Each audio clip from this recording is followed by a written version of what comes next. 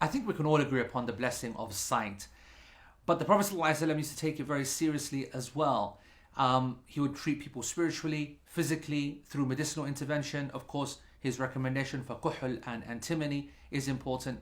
And today, in the rural parts of the world, treatable blindness is an absolute disaster. And in Pakistan, alhamdulillah, there is a charity that's run by some friends of mine, Sight for Life.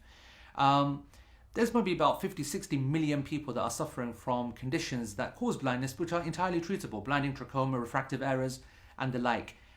They receive sadaqah and zakat to do this fantastic work. Fantastic work. Over 650,000 people they've already helped. Over 50,000 surgeries performed, and many more to do. So please support them and invest your sadaqah. $1 invested brings $6 back to the community as well. So it's a dunyai benefit as well. So please be generous. Jazakumullah khair. Wassalamu alaikum wa rahmatullah.